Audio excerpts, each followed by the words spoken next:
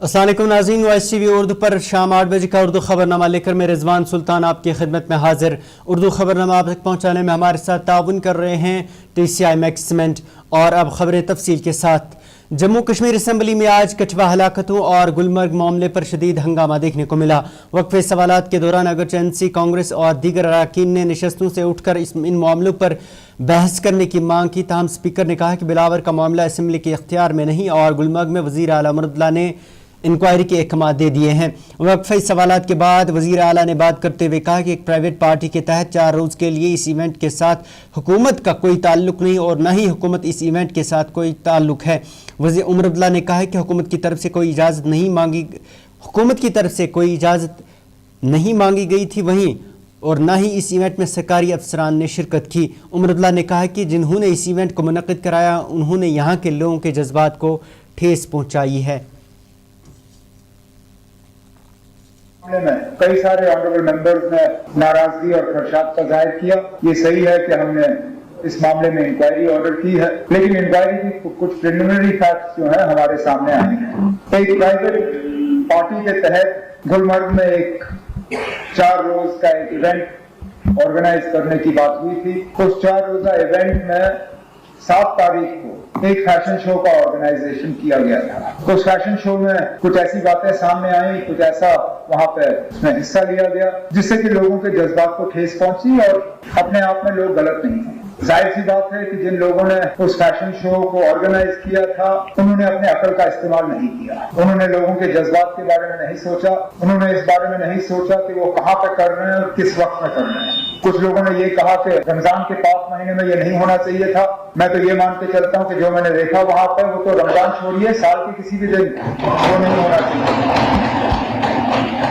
लेकिन मैं एक बात यहाँ क्लियर करना चाहता हूँ, हुकूमत की तरफ से इसमें कोई रोल नहीं है। ये प्राइवेट पार्टी थी, उन्होंने प्राइवेटली इस फंक्शन का ऑर्गेनाइजेशन किया, उन्होंने प्राइवेट होटल में इसको रखा और प्राइवेटली अपने इन्विटेशन कार्ड्स बांटे। हुकूमत से कोई इजाजत नहीं मांगी गई, हुकूमत से कोई पैसे नहीं लिए गए, सरकारी इंफ्रास्ट्रक्चर कोई इस्तेमाल नहीं हुआ और सारे सरकारी अफसर इसमें थे नहीं। लेकिन इस बात के बावजूद इंतजामिया को वहां कहा गया है कि अगर कहीं पर भी इसमें कानून के खिलाफ कोई बात हुई हो, अपनी तहकीकात मुकम्मल करके अगर जरूरत पड़े तो मामला पुलिस के हवाले किया जाए।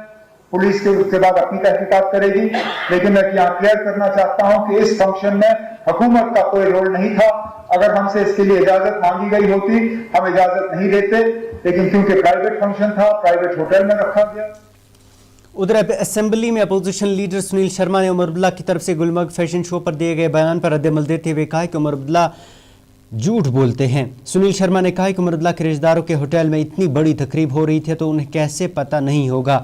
सुनील शर्मा ने सवाल खड़ा करते हुए कहा कि वहां पर शराब भी पी गई तो उन्हें शॉर्ट टर्म बार लाइसेंस किसने मुहैया कराया। अब मैंने बहुत बार कहा है कि वो बाहर भी झूठ बोलते हैं, हाउस में भी झूठ बोलते हैं। ऐसा कैसे हो सकता है? आपके घर के, आपके रिश्तेदारों के इस होटल में इतना बड़ा फंक्शन हो रहा है और आपको नहीं पता। और जिस गुलमर्ग के लिए बड़े आप इंटरेस्टेड रहते हैं, स्कीइंग खेलने के लिए, घूमने के लिए हर वक्त, मुझे लगता है कि ये प्रोग्राम तो आपने ही इनडायरेक्टली ऑर्गेनाइज कराया होगा। और आज जब बात उठी रिलीजियस लोगों से, शायद वहां पे मुझे नहीं उस बात की जानकारी, आज आप हाउस को बोल रहे मैं इंक्वायरी करवाऊंगा। इंक्वायरी आप कराएं अपने घर वालों की, अपने रिश्तेदारों की जिन्होंने ये प्रोग्राम कराया। दूसरे सबसे बड़ी बात, वहां पे जो शराब की बात उठी है, जो सेवन हुआ है, क्योंकि इसमें बार तो नहीं है, that means short term bar licence दी होगी, तो वो शॉर्ट टर्म बार लाइसेंस के मिनिस्टर भी यही है देने में। मुझे लगता है इन्हीं के सिग्नेचर से वो भी दी गई है। लेकिन अब बात जब अपने पे आ गई तो पाला झड़ना है, तो इसलिए उनने कह दिया ऐसा है वैसा है, इंक्वायरी करूंगा दाएं बाएं। तो मुझे लगता है कि बार बार गुमराह करना, झूठ बोलना ये छोड़ दे। और जो सच है, सच ये है आपके रिश्तेदारों का होटल है, आपको पता था। सच ये है कि आपके डिपार्टमेंट, एक्साइज डिपार्टमेंट के द्वारा शॉर्ट टर्म लाइसेंस दी गई, आपको पता ये भी था। तो झूठ क्यों बार बार आप बोलते हैं? उमर अब्दुल्ला साहब, मैंने बहुत बार कहा है कि वो बाहर भी झूठ बोलते। उधर कठवा हलाकतों पर भी आज असेंबली में हंगामा देखा गया। इस मामले पर उमरुद्दुल्लाह ने बात करते हुए सवाल उठाया कि वो ये बात समझने से कासिर हैं कि आखिर अपोजिशन लीडर सुनील शर्मा को कैसे बिलावर जाने दिया गया और डिप्टी CM को वहां ये कहकर जाने की इजाज़त नहीं दी गई कि इस वक्त हालात वहां ठीक नहीं। उमर अब्दुल्ला ने सवाल पूछते हुए कहा कि अगर हालात इस कदर ख़राब हैं तो डिप्टी CM नहीं जा सकते तो अपोजिशन लीडर कैसे वहां जा पाए। वहीं वज़ीर आला ने कहा कि इससे नज़र आता है कि कहीं ना कहीं इस मामले को सियासी रंग देने की कोशिश की जा रही है।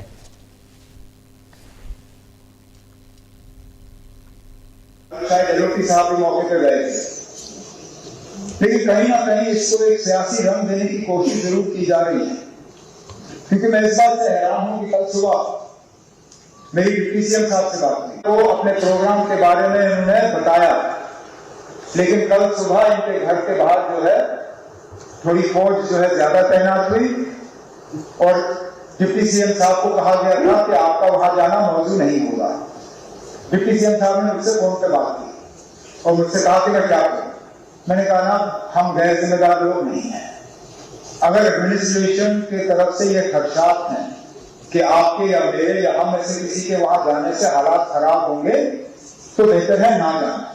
मैंने कहा आप एक ऐसा काम करिए, आप आईजी से बात करके मालूम करें कि अगर आपका जाना ठीक नहीं होगा आप नहीं जाओगे।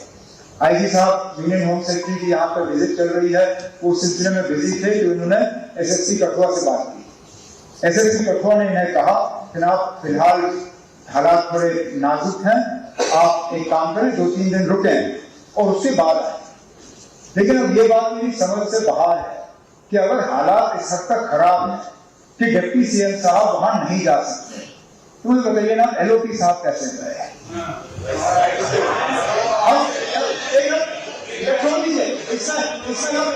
इसमें आप जवाब दे नहीं सकते हो ना, इसमें एलओटी साहब आप जवाब दे नहीं सकते हो, आप भी दे सकते हो ना एलओटी साहब, जवाब आप नहीं दे सकते हो। मैंने सवाल आपसे नहीं पूछा, मैंने सवाल आपसे नहीं पूछा ना, मेरा सवाल आपसे नहीं था, मेरा सवाल उन लोगों से था जिन्होंने आपको जाने दिया और किसी को नहीं जाने दिया। और ये जवाब या तो ना या कुर्सी का एक सेकंड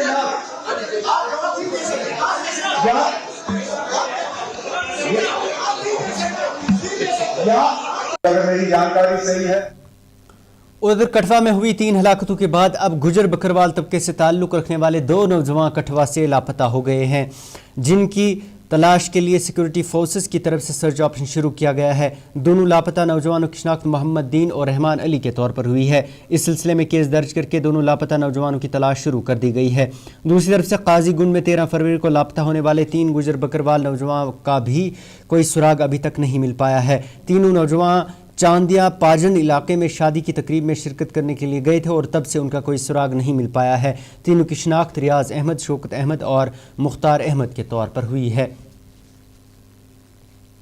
उधर मेंबर असम्बली देवसर पीरजादा फिरोज़ अहमद शाह ने कहा कि उन्होंने आज असम्बली में इन 3 लापता नौजवानों का मामला उठाने की कोशिश की, ताहम उन्हें असम्बली से ही निकाल दिया गया। फिरोज़ अहमद शाह ने मीडिया से बात करते हुए कहा कि इन लापता 3 नौजवानों को लापता हुए 1 माह गुजर गया है, लेकिन अब तक कोई सुराग नहीं मिल पाया। इसमें कुछ एसटी के 3 नौजवान घर से शादी के लिए निकले हैं, लेकिन वो 2-3 किलोमीटर अगर पहुंचे तो उनका स्विच ऑफ आ रहा है, उनके घर वालों का कहना है। तो उसके बाद उनने पुलिस में कंप्लेंट की और पिछला 1 महीना कंप्लीट हुआ है, अभी उन 3 नौजवानों का कोई अता पता नहीं, जिसमें से एक नौजवान के छोटे छोटे 2 बच्चे भी है और बहुत गरीब है, एसटी के से ताल्लुक़ रख रहे हैं। तो वहाँ फिर हमने वहाँ जो पुलिस से बात की है, वहाँ के एसएसपी साहब ने, एसडीपीओ साहब ने, एसओ साहब ने खुद वो निकले काफ़ी टाइम से, वो आज भी उनको ढूंढ रहे हैं, लेकिन बदकिस्मती से अभी तक उनका अता पता नहीं चला है, वो गए तो गए कहाँ। क्या टेरर एस्पेक्ट भी इसको आप कर सकते हैं, ज्वाइन कर सकते हैं, टेरर एस्पेक्ट भी हो सकता है?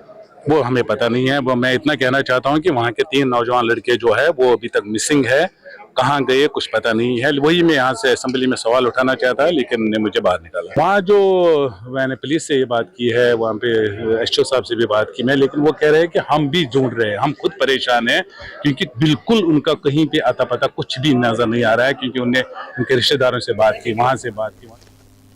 उधर मेंबर असम्बली लंगेट खुर्शीद शेख ने उमर अब्दुल्ला की तरफ से गुलमर्ग फैशन शो पर दिए गए बयान पर रद्दमल देते हुए कहा कि वो उनके बयान से इत्तेफाक नहीं करते। शेख खुर्शीद ने कहा कि इसके बाद उमर अब्दुल्ला ने कठवा हलाकतों की मजम्मत भी असम्बली में की, ताहम शेख खुर्शीद ने कहा कि उन्होंने उमर अब्दुल्ला से सोपोर के वसीम और कठवा के मखदीन की हलाकतों की मजम्मत करने की मांग की थी, ताहम उन्होंने नहीं की। साहब ने जो कल गुलमर्ग का जो अनफॉर्चुनेट जो इंसिडेंट हुआ वहां पे जो सो कॉल्ड वो फैशन शो कराया गया, उस पे जो है उस पे उन्होंने अपनी सफाई दी। हालांकि उस बारे में भी उन्होंने कोई क्लियर जो है, हम उस चीज से इत्तेफाक नहीं करते हैं जो उन्होंने वहां पे जवाब दिया गुलमर्ग इवेंट जो ऑर्गेनाइज किया गया। उसके बाद उन्होंने जो किलिंग्स की मजम्मत की, कठुआ किलिंग्स की, हमने उनको कहा कि आप सिलेक्टिव मजम्मत, सिलेक्टिव कंडमनेशन मत कीजिए। आप जो दारपोरा सोपोर में जो किलिंग हुई या जो मखनदीन की किलिंग हुई उस बारे में भी जो है आप मजम्मत कीजिए। लेकिन अनफॉर्चुनेटली ऑनरेबल सीएम साहब ने मजम्मत नहीं की, बल्कि वो हाउस से बाहर निकल गए। ऑनरेबल चीफ मिनिस्टर साहब ने जो कल गुलमर्ग उधर गुज़श्ता देर शाम गुलमर्ग में मनोज सिन्हा ने खेलो इंडिया के इफ्तिताई तकरीब में शिरकत की और इस दौरान उनके हमरा काबीना वजीर खेल सतीश शर्मा, मेंबर असम्बली गुलमर्ग फारूक अहमद शाह और महकमे स्पोर्ट्स के दीगर अहदेदारान भी थे। इस दौरान मुल्क के मुख्तलिफ हिस्सों से आए खिलाड़ियों का एलजी ने इस्तकबाल किया। इस दौरान सकाफती प्रोग्राम भी पेश किए गए। तकरीब के हाशिए पर मीडिया से बात करते हुए एलजी मनोज सिन्हा ने कहा कि विंटर स्पोर्ट्स की वजह से गुलमर्ग को आज एक अलग पहचान मिली है। विंटर स्पोर्ट्स जो आयोजित हुआ है, इसके कारण देश भर के विभिन्न स्थानों से अनेक स्पोर्ट्स पर्सन्स आए हैं और सफलतापूर्वक आयोजन के कारण गुलमर्ग ऐसे ही देश भर में एक विंटर डेस्टिनेशन के नाते जाना जाता है। लेकिन मुझे लगता है कि अब इस विंटर स्पोर्ट्स के कारण गुलमर्ग की एक नई पहचान बन गई है।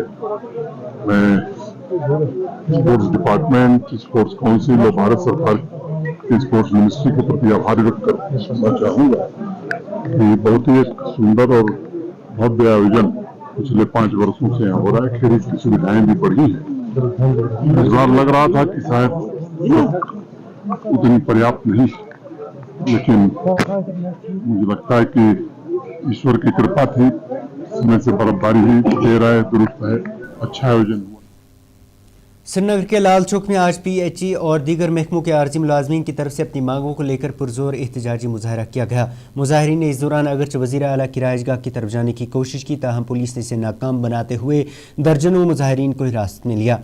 इस दौरान PHE दफ्तर पर मीडिया से बात करते हुए सज्जाद परे ने कहा कि उनके दर्जनों आर्जी मुलाजमीन को गिरफ्तार किया गया है। उन्होंने कहा कि हुकूमत बौखलाहट में नज़र आ रही है। परे ने कहा कि हुकूमत ने बजट के लिए आर्जी मुलाजमीन के लिए कोई भी पॉलिसी मुरतब नहीं दी। उन्होंने कहा कि मिनिमम वेज एक्ट और मुस्तकिल पॉलिसी के वादे कई बार अगर हुकूमत की तरफ से किए गए, लेकिन इन्हें अमली जामा आज तक नहीं पहनाया गया।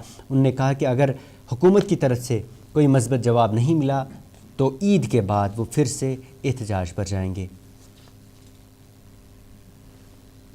फिर सवाल है उमर साहब और वजीर आजम साहब से भी, होम मिनिस्टर साहब से भी, कि वो मिनिमम वेज एक्ट कहाँ गया, वो रिजर्वेशन पॉलिसी कहाँ गई। लद्दाख जम्मू कश्मीर का कल तक हिस्सा था। अगर आप वहां पे 14,000 से 45,000 रुपए डेली वेजर को दे रहे हो, अगर हिंदुस्तान के दिल्ली में आप 21,000 से 29,000 रुपए दे रहे हो, तो daily Vaser casual labour Jammu Kashmir या SDF NYC जितने भी यहाँ पे हैं, लैंड ओनर, IT वर्कर्स, जितने भी कैटेगरीज के तहत यहाँ पे लोग हैं, उन्होंने कौन सी खता की है? उनको आप किस चीज की, किस जुर्म की आप सजा दे रहे हो? क्या ये हमारी खता है कि हमने नामसाइद हालात में इस कौम को चलाया? हमने अपना सब कुछ कुर्बान करके इस कौम की खिदमत की है नामसाइद हालात में, कोविड में, सैलाब में, और जब यहाँ पे कोई बात करने के लिए तैयार नहीं था, जब सख्त तरीन हालात थे, तो हमने जान फिजानी से इन महकमों को चलाया और आपकी सरकार को चलाया। प्री बजट मीटिंग में आपने नहीं बुलाया, हमें कोई गिला शिकवा नहीं था, लेकिन जब बजट तकरीर आपने की तो आपने हमारे जख्मों पर नमक पाशी की। आज हम उन तमाम MLA से जिन्होंने मेंबर असेंबलियों से, चाहे वो हिजबी इख्तिदार के हैं, हिजबी इख्तिलाफ के हैं, उनसे आज हमारा सवाल होगा। आपकी इखलाकी और मनसबी जिम्मेदारी बनती है कि आप हाउस में उमर साहब से पूछिए कि डेली वेजर्स, कैजुअल लेबर्स किस पर जिंदगी बसर करेंगे। उमर साहब ने खुद इस चीज का एतराफ किया है कि ये लोग कसम कुर्सी की हालत में जिंदगी बसर कर रहे हैं। हमें जीने का हक दीजिएगा, हम इज्जत की जिंदगी जीना चाहते हैं, हमें कोई और चीज नहीं चाहिए। हम जीना चाहते हैं, हमारी रेगुलेशन और मिनिमम वेज एक्ट इंप्लीमेंट होना चाहिए।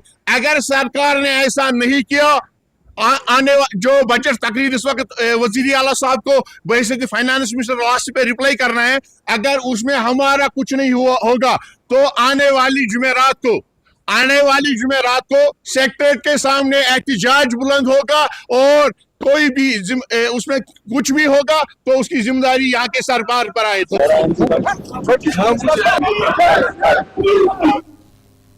उधर पुंछ में भी मुख्तलिफ महकमों के आर्जी मुलाजमीन की तरफ से अपनी मांगों को लेकर आज एहतजाजी मुजाहरा किया गया। इस दौरान एहतजाजियों ने कहा कि उनकी उम्रें ख़त्म हो रही हैं, लेकिन सरकारी वादों के बाद भी उन्हें मुस्तकिल नहीं किया जा रहा। आर्जी मुलाजमीन ने कहा कि इंतखाबात से कबल उमर अब्दुल्ला ने उनसे वादा किया था कि और अपने मंशूर में भी कहा था कि आर्जी मुलाजमीन को हुकूमत बनते ही मुस्तकिल किया जाएगा, मगर अभी तक ऐसा नहीं किया गया। उन मुलाजमीन ने कहा कि अगर उनकी मांगें पूरी नहीं की गई तो वो भूख हड़ताल पर बैठेंगे।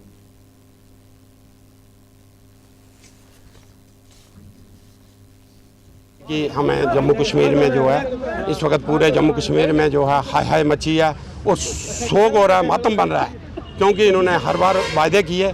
और एक मिनिस्टर ने कहा था कि भाई ये 20,000 करोड़ रुपया जो है डेली वेजेस सालाना 20,000 करोड़ रुपया डेली वेजेस सालाना दे रहा है। तो मैं कहता हूँ कि बड़ी नाइंसाफ़ी है कि तरह तरह के बजट इन्होंने बेबुनियाद बजट पेश किया, जिससे हमारे लोगों को, जो हमारे डेली वेजरों को इस बजट में कुछ नहीं मिला। मैं डेली वेजरों को यही कहता हूँ, सबसे बड़ी गलती है जो भी कंप्रोमाइज़ की है हमने डिले की है, अब कोई कंप्रोमाइज़ नहीं करना है। मैं यही कहता हूँ कि ये अगर कंप्रोमाइज़ नहीं करेंगे, हमारा एक ही वादा है, दिल्ली से स्पेशल बिल लेकर आओ डेली वेजरों के लिए, तो हमें जो है हमें उस प्रायोरिटी पर स्पेशल बिल होगा तो उस वक्त वो हमें परमानेंट होने के चांस हैं। अगर हमारा डेली वेजर एक होगा, हमारा डेली वेजर जदोजहद होगा और हमारा डेली वेजर जो है स्ट्राइक को ख़त्म नहीं करेगा, अपना राइट लेकर रहेगा और अपने अकाउंट में पैसा डलवाएगा परमानेंट का। इन्होंने 94 के बंदू को जो है उस वक्त, पहले इतनी सरकारें आई, कौन सी झूठी थी, कुछ भी नहीं था। इन्होंने 94 के बंदे जो ये लगाए डेली वेजर परमानेंट किए उनको आज तक बेचारों को वो हमें मिलते हैं। हम पूरे जम्मू कश्मीर में घूमे हैं, उनके इंटरव्यू लेते, पूछते हैं उनसे, वो कहते हैं कि आज तक सैलरी नहीं हुई। इसलिए मेरी रिक्वेस्ट है कि डेली वेजर एक हो, ऐसे कोई कंप्रोमाइज़ नहीं करना। अब हम सड़कों पर हैं, सड़कों पर आएंगे, जब तक हमारा मसला हल नहीं होगा हम पीछे हटने वाले नहीं हैं। हमने तरह तरह की बातें सुनी हैं इनकी, तरह तरह के झूठ, तरह तरह की बेईमानी, तरह तरह का फ्रॉड इन्होंने हमें शो किया, हम नहीं माने। आज रमज़ान में हमें ये प्रोटेस्ट क्यों करना पड़ा, क्या मजबूरी हमें पड़ी कि हमारे साथ इन्होंने वादा किया था कि हम फर्स्ट बजट में डेली वेजर का काम करेंगे। अगर डेली वेजर का काम इस बजट में नहीं किया तो आप कहते हैं कि 5 साल हमारे पास पड़े हैं। अगर 5 साल के लिए आपके पास 5 साल में हमारे डेली वेजर कितने मर जाएंगे, पहले कितने हमारे मर गए, कितने उन्हें खुदकशी कर ली, कितने जो है वो रिटायर हो गए, तो 5 साल में हमारे कितने डेली वेजर रह जाएंगे। आप क्यों बार बार हमें यूज़ कर रहे हैं। हम ये कहते हैं कि फिल फॉर हमारे डेली वेजरों के लिए पॉलिसी फिल फॉर दी जाए। अगर हालात ख़राब होते हैं, डेली वेजर करते हैं और इन पानी लोगों का बंद होगा, बिजली बंद होगा, तमाम डेली वेजर एक प्लेटफार्म पे आ रहे हैं। अगर इनके साथ बेइंसाफ़ी हो रही है, इंसाफ नहीं होगा, तो ये डेली वेजर कल रोडों पे भी उतरेंगे। मैं परिवार अपनी नाज़रीन, ये था 8 बजे का उर्दू खबरनामा। इसके साथ ही अपने मेज़बान को इजाज़त दें और आप देखते रहिए वॉइस TV उर्दू। अल्लाह हाफ़िज़।